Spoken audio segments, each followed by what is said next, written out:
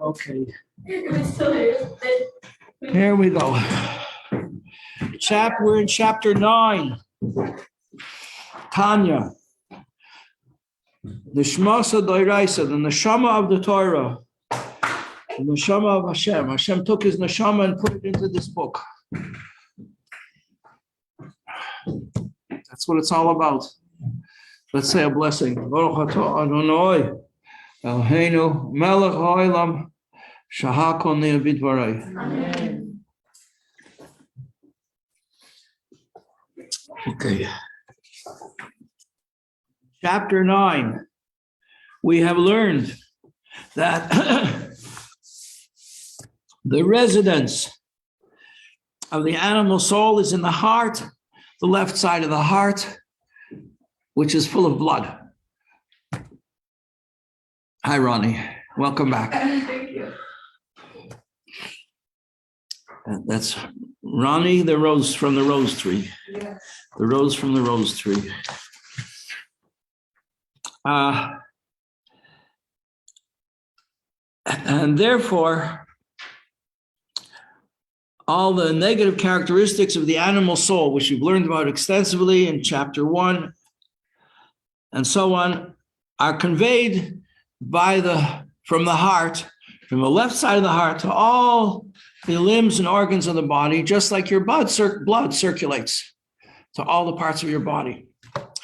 Just like your blood even goes to your brains, so the animal soul also goes to your brains, that you should think about the things that are negative things and become wise in achieving them, how to acquire the things that the Torah and Hashem doesn't want you to acquire. And your animal soul can be cunning like a fox to acquire them. On the other hand, the right side of the heart is the seat. It does not have blood. It says there's no blood there. That's where the blood gets oxygenated somehow or other. You work it out when you study anatomy, how it works. I'm not sure, but that we can rely on the Tanya, the wisdom of the esoteric wisdom, which reveals to us that the godly soul connects to us. Godly soul is spiritual. How is it going to connect to us? We're physical. It's interested in God, and we're interested in survival and pleasure. It comes into the highest level of the intellect. That's the most spiritual, sensitive part of our being. So that's where the godly soul touches down, like the tippy top of the lightning rod on the top of the highest building in Manhattan. So attract all that energy so that it'll come safely down to the earth. So that's where the godly soul comes into Chachma. Chachma is not even a substantial aspect of the brain. It's a potential, the brain's potential for everything. And it influences every part of your being. That's how you know. That's how your brain knows if your stomach is functioning or if your kidneys are producing what they're supposed to produce, if your lungs are working properly, or if there's any inflammation anywhere. It's all monitored in the brain. How does it go from the brain into the body? It goes down the back of your spine, the back of your neck. And it comes to roost in your heart on the right side of the heart where there's not blood. The blood is on the left. On the right says, Leiv Chacham Liyamine, the heart of the wise person is on the right. And then we learned what is this? This causes a person to have not selfish feelings, but love of Hashem. So the left side of the heart is the source of, we learned, lust, self-centeredness, conceitedness, arrogance, bragging, anger. That's all from the heart, from the left side of the heart. And now, from the right side of the heart, we get the influence of the godly soul coming in, inspiring the person with love of Hashem and sensitivity to spiritual values, and priorities. And how does that happen? From the brains, because you think about things, about the greatness of Hashem, which inspire a person to have love of Hashem. And that also spreads out through the body, just as your thoughts can influence every other part of your body. For instance, just for a very simple kind of example, you take a person in athletic competition when he really wants to win, and his whole body is filled with energy way beyond what he might have expected from himself.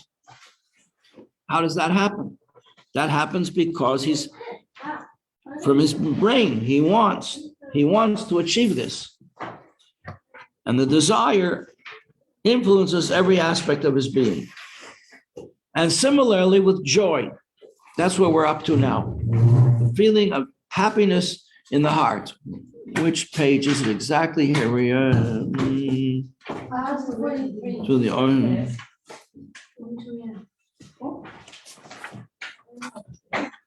What do you want? Oh, we even went beyond that.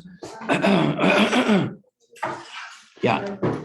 When a person feels joy, page 139, just by review, a gladness of heart by his appreciation, or even subconscious appreciation of the beauty of Hashem, beauty of the Torah, the majesty of Hashem that he's a creator and ruler over the whole of the world, the whole of life. Everything is from him.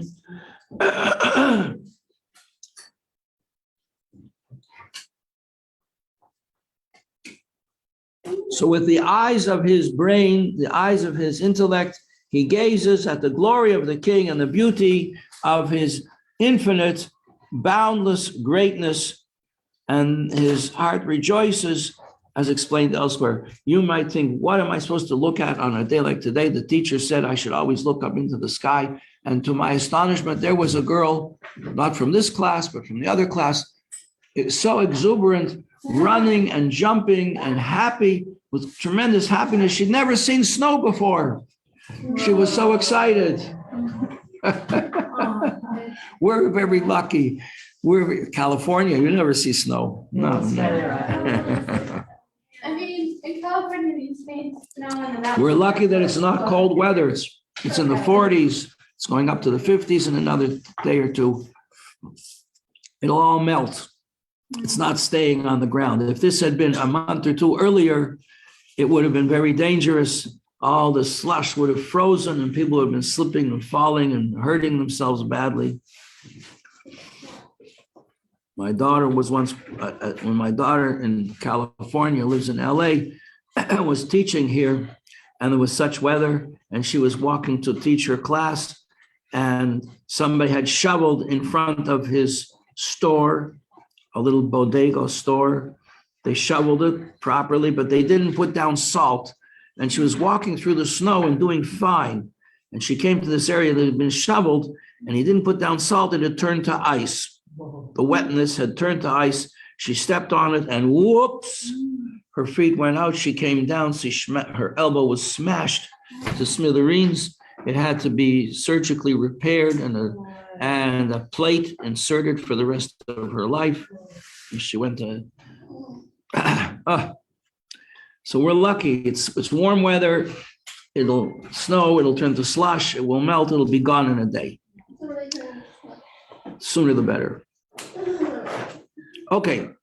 Now we came to the idea of the war going on inside of us. The war between the godly soul and the animal soul, like two kings fighting over a city, or like in the war now you have two nations, Ukraine and Russia, fighting over control of certain cities in the south of Ukraine. The godly soul wishes, her whole desire is that the body should be subservient to her desires, fulfill her wishes, submit to her guidance to the extent that it becomes natural. It becomes like second nature, and the body becomes a chariot going where the driver wants it to go, the driver being the godly soul. And the godly soul expresses itself in the body through what we've learned, chapter 3, 10 faculties. 3 faculties of intellect, Chochmah, Bina, Das, 7 emotions, Chesed, kindness, Gevurah, restraint, Seferis, the harmony of them, truth and beauty. Beauty is harmony, is beautiful, compromise. Chesed says my way, Gevurah says my way, Seferis says we can work together. We can work together. That's the beauty of it, and so on. So the godly soul wants that it should influence all the 10 faculties of a person's nefesh, and that this should then influence the way they behave, the way they speak, the way they think, the whole of their being. These are these three things. What you do, what you say, what you think, these are the garments of the soul, like your clothes you put on this morning. What clothes are appropriate to me as a student in Mechon Yadus? What clothes are appropriate to the weather that's outside? Decisions that we make spiritually, we also decide what clothes we want to wear, which are the clothes of our character. And this is where we're up to now on page 142 in the middle. V'lo yavor, new idea, lo yavor zar b'seicham, and no alien will be allowed in the realm. Will not be allowed to pass the border. And that also we see is reflected in the way people behave down here. I remember a friend of mine was on campus in Minnesota, and a student came over to him and he was very excited. He was going on a tour. This goes back into the 1980s. He was going on a student tour. They were going to go to East Germany. They were going to go into Russia. The student's name was Schneerson, a distant relative of the Rebbe. Not religious. He didn't see anything wrong with his going to Russia. And my friend said to him, he was on shlichus there, he said, "You're never going to go to Russia." He says, "Oh yeah, I'm with the group." He said, "You're not going to make it. It's not going to happen." Sure enough, when they got to the border, they turned him back because he didn't know that the Rabbi Schneerson, the Rebbe, was public enemy number 1 from the point of view of the communist government. He knew that the Rebbe was fighting against them tooth and nail all the time without letting up. And so they didn't let him in. And this is the idea here applied to holiness, that no alien will pass through the kingdom if the Yetzer Tov has its way. What is an alien thought? An inappropriate thought, an inappropriate form of behavior, a selfish act, a transgression. Heaven forbid, he says. You see, it's serious. It's not just philosophy. When he says God forbid, that means it's really serious. We're talking about things that affect a person to the very core of his being. Bottom of page 142. Dahainu, and now he's going to analyze it. Remember I said, the rest of this chapter is about the godly soul. It's really a most extraordinary analysis that you will never find anywhere else. Only in Hasidus. Dahainu, that is to say, Tlas Moichin, the 3 aspects of the brain, Shabaroish, which are in the head, we're in the bottom of page 142. Yihiyu, the godly soul wants that the brain, every part of the brain, should be mamuloim, full, permeated, michachma, bina, vadas, with wisdom, understanding, and knowledge of the godly soul, which is knowledge of godliness. Chachma, let's recall, Chachma is the potential to have a godly thought. Chachma, How do you spell? in Hebrew or English? English. Chochmah.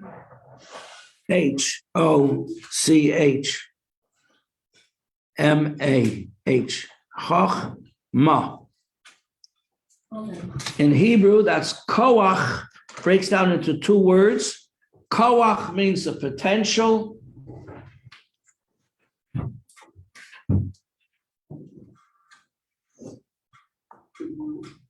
Koach means potential. It's not even, a potential is not something that's real. It's not real yet. It's just a potential. Ma means what?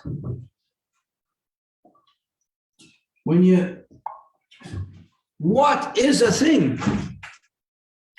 It's the essence of the thing, the whatness of the thing.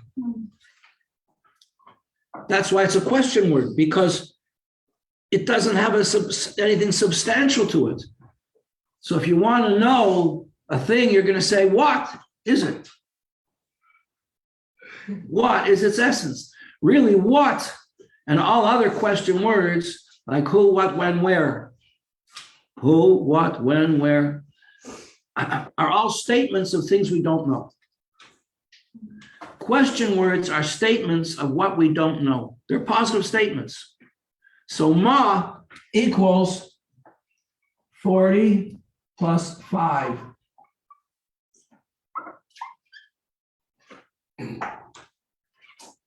So the potential of a thing to exist, that's a lightning flash in your brain. Oh, an idea, I had it. Eureka. I found it. You know the story of Eureka? I think it was Archimedes, a Greek philosopher. He was taking a bath. He got into the bathtub and he saw the water rose. And he figured, there's a connection between the amount of water that rises and my body. And he figured out that by measuring the amount of water that is displaced by a physical object, we can come to understand the volume and the weight and so on of and that's Archimedes' principle. And when he saw that, he said, Eureka, he said. I think that's a Greek word. It means, by gosh, by goodness, I figured it out. It just came into my brain out of nowhere. That's Chochmah. That's Chochmah. A godly idea that comes into your brain out of nowhere from higher than your intellect. This is what? What? This is what you say? The name in Hebrew. This is what? Yeah, what is a statement of what you don't know. No, but the name in Hebrew, what is it? Chochmah. Yeah. Thank you. Like the wise people, our sages are called Chachamim because they're connected there. And then the essence of Chochmah, I remember Rabbi Majeski explained to me one year, we were going on Taluch on Shavuos, and I had a question. He explained that Chochmah never really gets into Bina. It's too high. Your wisdom can only be on the level of wisdom. But your wisdom inspires your understanding. How could that be? Because if it's going to inspire understanding, so it's wisdom. So what's the relationship between wisdom and understanding, Chachma and Bina? Is that Bina gets its life and energy and strength from the lowest level of Chachma, the most external. Like you have the essence of energy and light, and then you have the radiance of the light.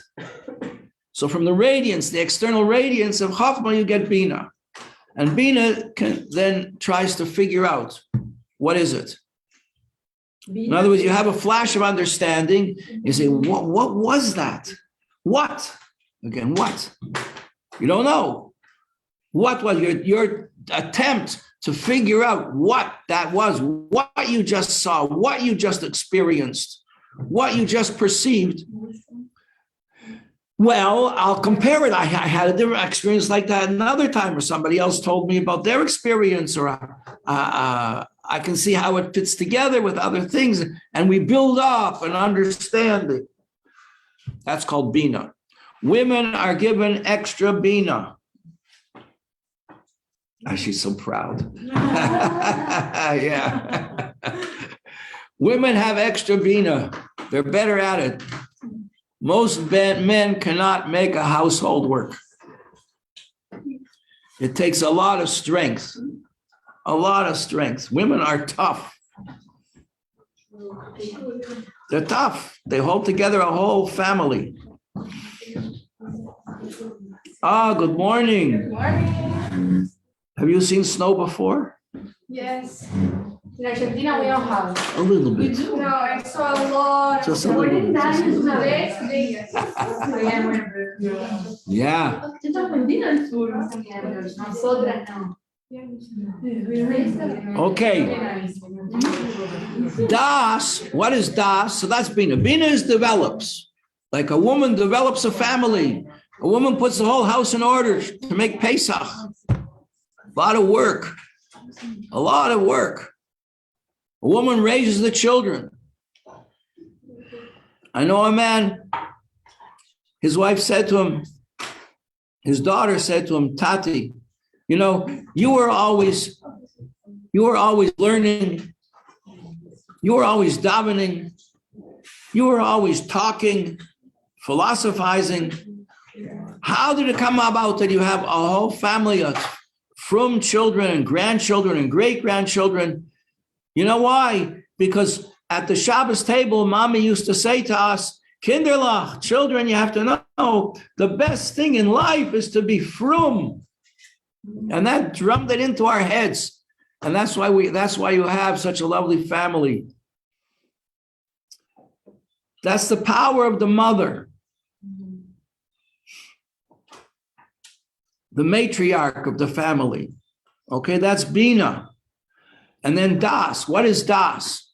Das, when you have a godly idea, Das is not forgetting about it, living with it. Focus.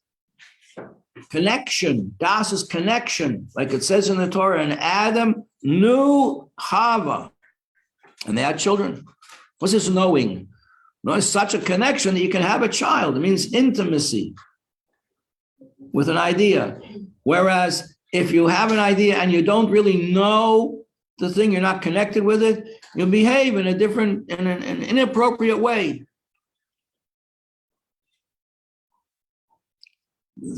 Famous, well-known stories about famous philosophers who were caught behaving very inappropriately.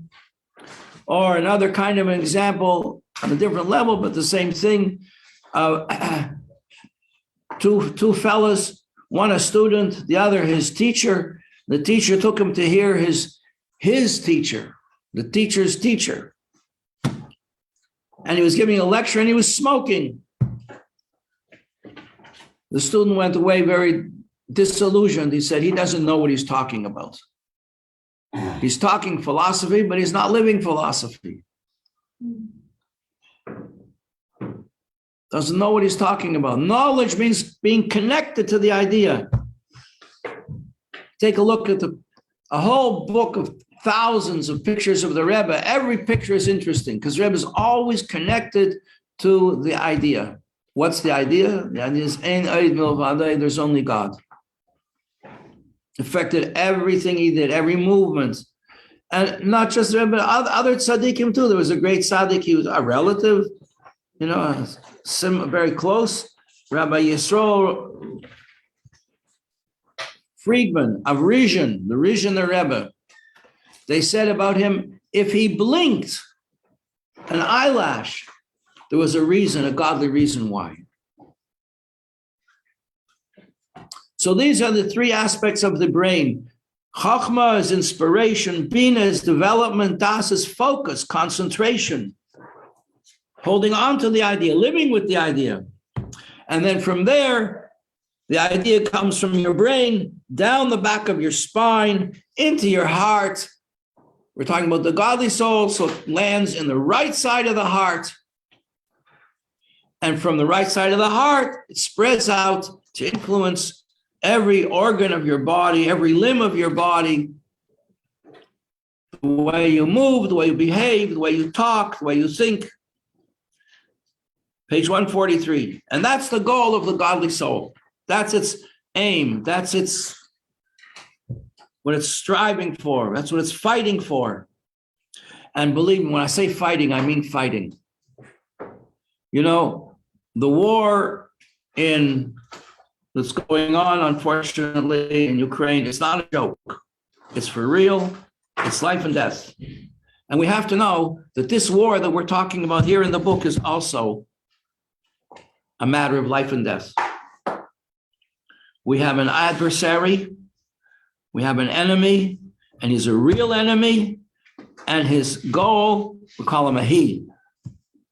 His goal is to destroy us. Sounds tough talk. I'm sorry to say, Mrs. Shapiro will back me up, that's the reality of life, girls. The Yetzer Hara is just like the snake in the garden. You're convinced Chava to eat the fruit. With one little thing, with one word, he seeks to undo us, to do us in. So we have to be constantly ready to stand up for what we believe in, which is the best, is that what did our sages teach us? A person should always say, I am created in order to serve Hashem. That's the reason that I was created. I was created in order to serve Hashem. And they take it a step further. I was only created in order to serve Hashem. And the Yetzer Hara is going to come to you, come on. You can have a life. You can enjoy yourself.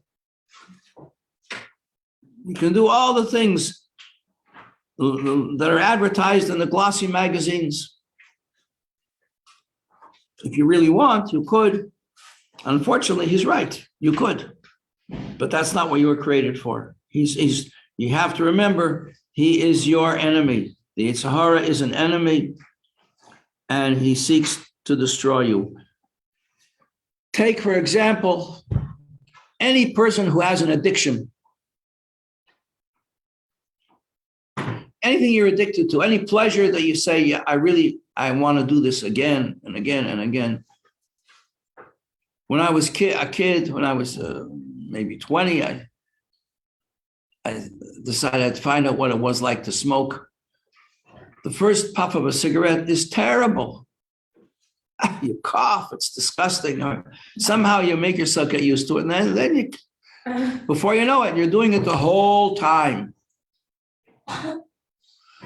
Similarly with drink, similarly with betting, gambling. Gambling is an addiction. I know people here in our community, unfortunately, who they thought it was fun to go to the gambling casino in Atlantic City, and they made a bet. They put some money in a machine, and some more money came out, or they bet on and they got money back. They won. So then they did it again, and did it again, then they lost. Then they tried to make up their losses. Then they borrowed money to try and make up their losses. When I was in college, I lived in a dormitory. I was the only Jewish student in the whole dorm, 30 boys in the dorm building, with one other Jewish fellow. The other Jewish fellow got into betting, and he lost a fortune. He went from one to the next, and he was betting with what are called bookies, that they take your bets over the phone. And he kept on losing and betting more to make back what he had lost, until he got, in those days, $100,000 in debt. He was betting on basketball games of teams he didn't even know who they were. Just he used to ask, what are the odds? What are my chances of winning on this bet? And that's what he was doing. And until finally, one of his bets paid off, and he made back everything, which in those days, $100,000 was like $10 million today. It was an unbelievable amount of money. Just to give you an idea, when I got married, and here we moved to Crown Heights, there was a house for sale opposite the Rebbe's house. They wanted $80,000. Now it's worth $6 million. Wow. 8 million, 100 times as much. So my wife said, why don't we buy it? I said, you want to buy this house for $80,000? We don't have $1,000. Where are we going to get 80,000? That's what money was like in those days. Now money's lost its value. That's one of the things it says in the Talmud. When Moshiach comes, money's going to lose its value. You see it in the last few years. I used to buy eggs, a dozen eggs for $1, $1.20, and now they're $6 a dozen. Oh, in a year.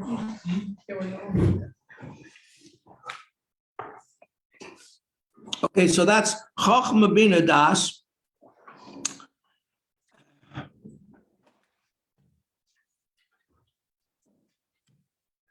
Lisbainen. When a person will meditate on the greatness of Hashem,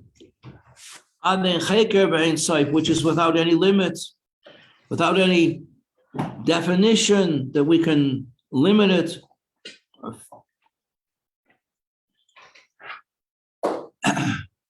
Lisbainen b'chachma, and in Bina, Laharlid mehen, and from thinking about the greatness of Hashem, as we've done these exercises in class, we started doing it in chapter 3, we've done it many times since then.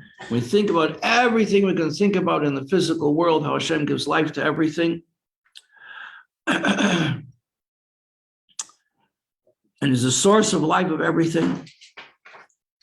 And you go through it step by step, think about everything you know, everything. That Hashem is the source of all this tremendous life. And then comes, and from the meditation in the brain of Chochmah Bina, we come to Das, which is connection to the idea, and then it goes back down the spine, from the back of the brain, goes down the spine into the heart to give birth to feelings in the heart. You don't feel in your brain. You don't feel, there's no feelings in your brain. The brain is cold. Feelings are warm. In your heart. And in your heart, what feelings does it inspire? If you're thinking about the greatness of Hashem, you're going to feel fear. Oh, awesome. Oh. Like there's a tremendous waterfalls on the border between Brazil and Argentina. Yes. Unbelievable.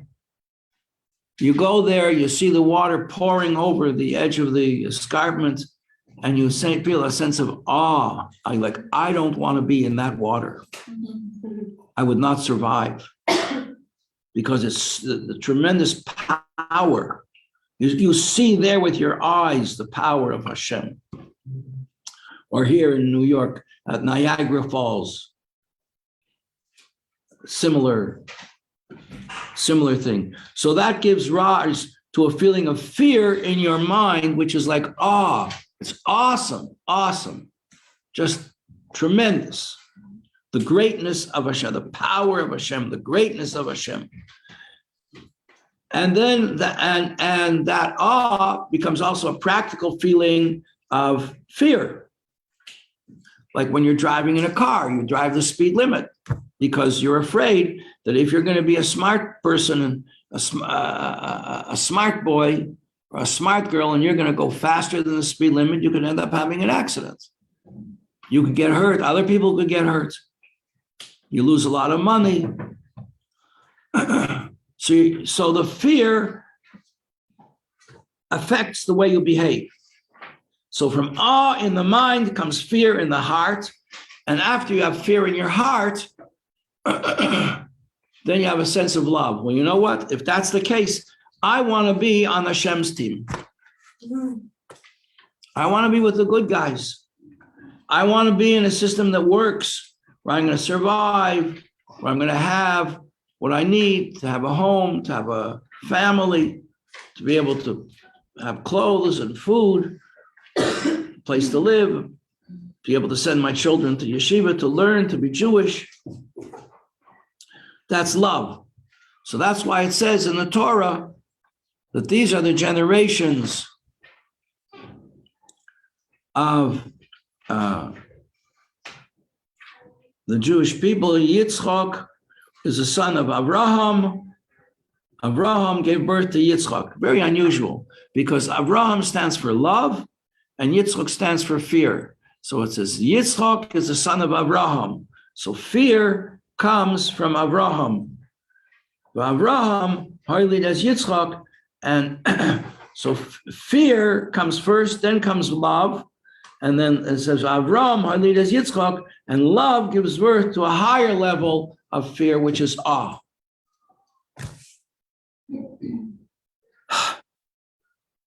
And the dread of God in his heart. Page 143 at the bottom.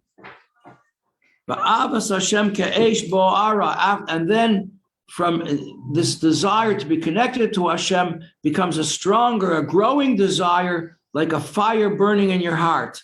So it talks about souls on fire. Person who has a passion to serve Hashem, to do the right thing. Believe like a flaming fire in the heart. To the extent that the flame gets more and more and more and more till a person doesn't want anything other than Hashem, and he's on the verge of actually expiring in ecstasy of love. We'll have to continue from there tomorrow because we're already over time. Thank you. Thank you.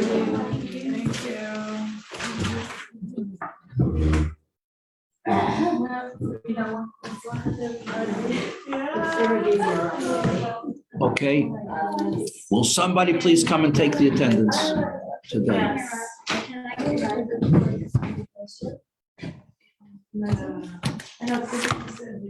There you go. Thank you.